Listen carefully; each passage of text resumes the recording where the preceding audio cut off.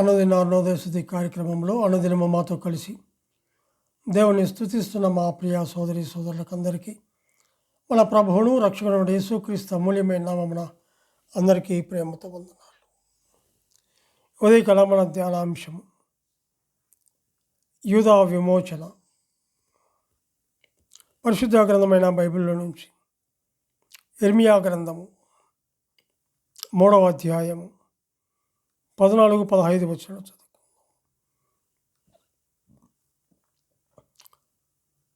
భ్రష్టులకు పిల్లలారా, తిరిగి రండి, నేను మీ యజమానుడను, ఇదే యెహోవా వాక్కు.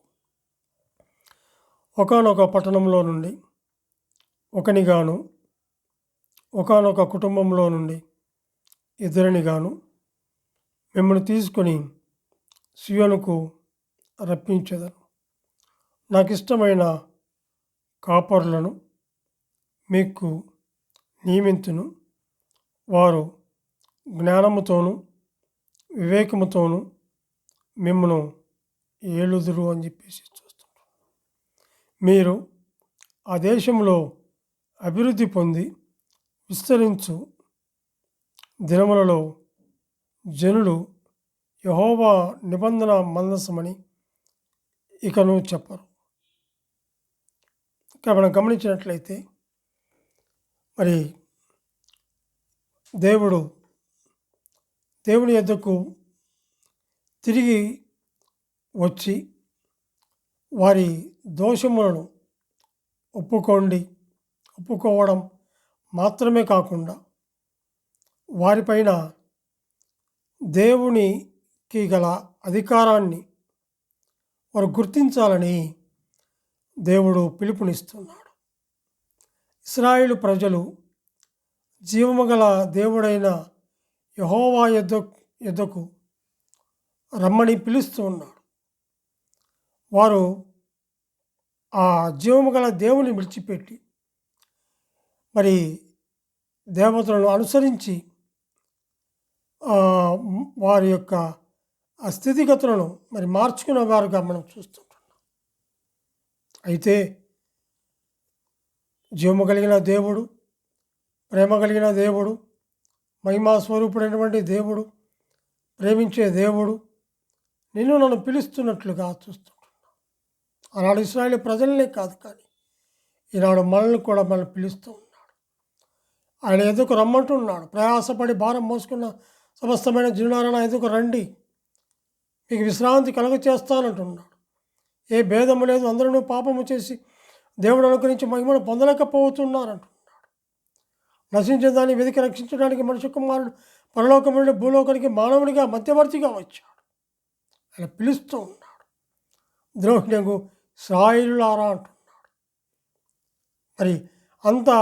మరి ఇశ్రాయేలును అంతగా పిలిచాడు, ఎంతగా ప్రేమించాడో, వారి పట్ల ఎంతో కృప చూపించాడు, వారి పట్ల ఎంతో కనికరం చూపించాడు, వారి పట్ల దీర్ఘశాంతం చూపించాడు, వారికి తోడుగా ఉన్నాడు, వారిని అరణ్యంలో నడిపించాడు, వారిని భద్రపరిచాడు, ఆరోగ్యం ఇచ్చాడు, నెమ్మది ఇచ్చాడు, వాళ్ళకి కావలసిన సమృద్ధి అనుగ్రహించాడు. అయినా కూడా వారు ఆయనను ఆశ్రయించకుండా వేరే వాటిని ఆశ్రయించి నందువలన మరి దేవుడికి కోపం వచ్చింది. మనం గమనించినట్లయితే ద్రోహిణకు ఇశ్రాయేలీయులు నేను మీ యజమానుడను అంటున్నాడు. నేను మీ యజమానుడను, నేను పిలుస్తున్నాను. అక్కడ ఏమంటున్నాడంటే ఒకానొక కుటుంబంలో నుండి ఇద్దరిని గాను మిమ్మల్ని తీసుకొని సియోనుకు రప్పించెదను. నాకు ఇష్టమైన కాపరులను మీకు నియమింతును, వారు జ్ఞానముతోనూ వివేకముతోనూ మిమ్మల్ని ఏలుదురు అని చెప్పి చూస్తున్నాం. యూదా విమోచన మనం చూస్తుంటాం. యూదా విమోచనే కాదు, కానీ నా విమోచన, నీకు నాకు విమోచన అనుగ్రహించేటువంటి ప్రభువైన యేసుక్రీస్తు ప్రభువును ఉదయకాల వేళ మనం స్తుతించాలి. ఇక్కడ గమనించినట్లయితే ఇశ్రాయేలు సియోనుకు వచ్చుట 1, 2 ఇశ్రాయేలు నిజమైన దేవుని మరి కాకుండా మరి వేరే వారిని ఆశ్రయించినట్లుగా మనం చూస్తుంటాం. ఇశ్రాయేలు మరి దేశం అభివృద్ధి చెందుట 3-4 గమనిస్తే ఇశ్రాయేలీలు క్రీస్తు సింహాసనము మరి అక్కడ ఉన్నట్లుగా మనం కూడా చూస్తాం. ఎందుకంటే సింహాసనాసీనుడి వంటి ఆయన పిలుస్తూ ఉన్నాడు. ఏమంటున్నాడు అంటే అక్కడే సియోనుకు రప్పించదను అంటున్నాడు. ఇశ్రాయేలీలు దేవుడు తమ యజమానుడు అని గుర్తించి ఆయన ఎదుగు తిరిగి వచ్చినట్లయితే ఆయన వారిని తిరిగి సియోనుకు రప్పిస్తాడు. ఆయనకిష్టమైన వారు, ఆయనకిష్టమైన కాపరులను వారి కొరకు నియమిస్తాను అని చెప్పేసి అంటున్నాడు.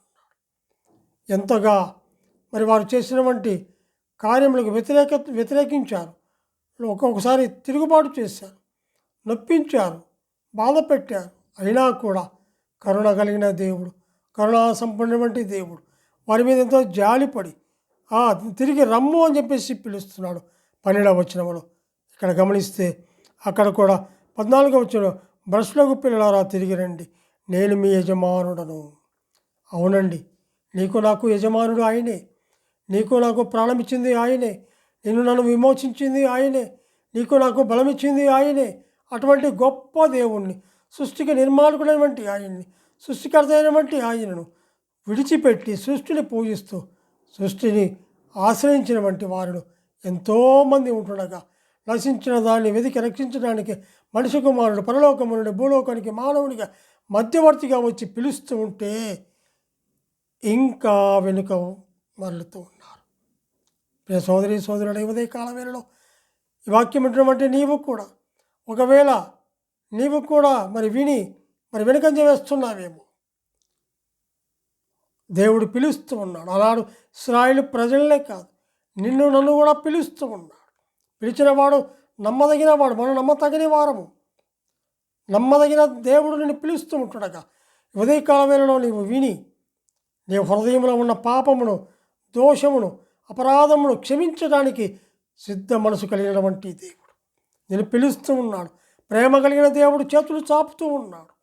ఇంకా నిన్ను ప్రేమిస్తూనే ఉన్నాడు. నా ప్రియ కుమారుడా, నా ప్రియ కుమార్తె, రండి, మీరు రండి, నా ఎదుకు రండి, మీకు విశ్రాంతి కలుగు చేస్తానని పిలుస్తున్నాడు. ఏ భేదములు లేదు, అందరూ పాపము చేసి దేవుడు అనుగ్రహించి మహిమను పొందలేకపోవచ్చున్నారని ఆయన పిలుస్తూ ఉన్నాడు. అయ్యా అమ్మ, ఈ ఉదయకాల వేళలో ఆయన సన్నిధికి వస్తే ఈ పాపాలు ఒప్పుకుంటే నీకు పరలోక పట్టణము, మోక్ష భాగ్యము, ఆయనతో కూడా ఉండే ఆ శాశ్వతమైన పట్టణంలో యుగాయుగంలో ఆయనతో ఉండే భాగ్యాన్ని నీకు దేవుడు అనుగ్రహిస్తాడు. ఒకవేళ ఆయన పిలిచినప్పుడు ఆయన పిలుపుకు లోబడకుండా, ఆయన మాటకు లోబడకుండా, ఆయన మాటకు విధేయులు కాకుండా ఉన్నట్లయితే, ఒకవేళ ఇంకా నిర్లక్ష్యం చేస్తున్నావేమో, మరి నిర్లక్ష్యం చేస్తే అగ్నిగుండం ఉన్నది, వేదన ఉన్నది, అంగలార్పు ఉన్నది. యుగాయుగములో అగ్నిగుండము, వేదన, పురుగు చావదు, అగ్ని ఆరదు. అయ్యో అన్నా కూడా అక్కడ రక్షించే నాదుడు లేడు. రక్షించే నాదుడు, కరుణ కలిగిన దేవుడు, కృపామయుడు, కరుణామయుడు నిన్ను పిలుస్తూ ఉంటుండగా ఈ ఉదయకాల వేళలో ఆయన మాట విని ఆయన చేతుల్లో మరి దాగి ఉంటే నువ్వు హృదయంలో ఒప్పుకో. రక్షణ ఉచితము. ఏమండి, రక్షణ ఉచితము. కాయ లేదు, కర్పూరం లేదు, మరి బత్తి లేదు, ఏమీ లేదు. కానీ ఉన్నపాటున సిద్ధపాటు కలిగిన హృదయం కలిగి, ప్రభువా నేను ఘోర పాపినైనా, నా పాపాలకు రావాల్సిన శిక్ష నువ్వు భరించావయ్యా, నాకు రావాల్సిన శిక్ష నువ్వు భరించావయ్యా. అయా నీ కాళ్ళు చేతులను చీల కొట్టారు, అయా నీ కాళ్ళు చేతులను చీల కొట్టగా రక్తము చిందించావు. అయానైనా నీ శిరస్సుపై ములకీయటం కొట్టబడింది, నేను నీ వీపంతా నగడు చాలా వల్ల దునబడినట్లుగా కొట్టబడింది, ప్రక్కన బల్లెంతో పొడిచారు. అయా నిలువెల్ల గాయాలు పొందావయ్యా, నా కోసము పొందావయ్యా, నా పిల్లల కోసం పొందావయ్యా, నా కోసము నువ్వు మరణించావయ్యా, రక్తము కార్చావయ్యా అని చెప్పేసి ఒక్క మాట నువ్వు ఉన్న పాటున అక్కడ కానీ మోకరించి నువ్వు ప్రార్థన చేసినట్లయితే దేవుడు తప్పకుండా నీ మొర ఆలకించి నీకు రక్షణ ఉచితముగా అనుగ్రహిస్తాడు. రక్షణ ఉచితమేనండి, రక్షణ ఉచితమే. ఉదయకాల వేళ నేను పిలుస్తూ ఉంటున్నాక అరాళ ఇష్టాన్ని జనంగానే పిలిచాడు. ఈరోజు నిన్ను కూడా నన్ను పిలుస్తున్నాడు. పిలిచిన దేవుడు నమ్మదగిన వాడు. ఒకవేళ ఆయన పిలుపుకు లోబడితే నీకు మోక్ష భాగ్యం ఉంది, నీకు పరలోక పట్టణం ఉంది, యుగాయుగములు సదాకాలం ఆయనతో ఉండే భాగ్యాన్ని నీకు అనుగ్రహిస్తాడు. దేవుడు తన వాక్యాన్ని దీవించునుగాక. ప్రార్థన చేసుకుందాం. పరిశుద్ధమైన మా ప్రియ పరలోకపు తండ్రి, మీ ఘనమైన శ్రేష్టమైన ఉన్నతమైన నామమునకు స్తుతులు స్తోత్రములు చెల్లించుకుంటున్నాం దేవా. నువ్వెంతైనా నమ్మదగిన దేవుడు. ఆనాడు ఇశ్రాయేలును పిలిచావు, అయినా ఈనాడు మమ్మల్ని కూడా పిలిచారు. మీ మాటకు విధేయులమై దేవా తండ్రి, మీ మాటకు విధేయులమై మేము ఉన్నప్పుడు ఒక రక్షణ ఇచ్చారు. యూదా విమోచన ఎంత మేము చూస్తుంటున్నాం. మాకు ఇచ్చిన విమోచన కూడా ఎంతో గొప్పది. ఆ విమోచనలో మా విమోచకుడు యేసుక్రీస్తు ప్రభువుని మిమ్మల్ని స్తుతించి కనపరిచే భాగ్యాన్ని మాకు ఈ ఉదయకాల వేళలో మీరు మాకు అనుగ్రహించినందుకే స్తోత్రములు చెల్లించుకుంటూ, మా రక్షకుడు మా ప్రాణ విమోచకుడు యేసుక్రీస్తు అమూల్యమైన నామమున స్తుతులు స్తోత్రములు చెల్లించి ప్రార్థన చేయుచున్నాము తండ్రి. ఆమెన్.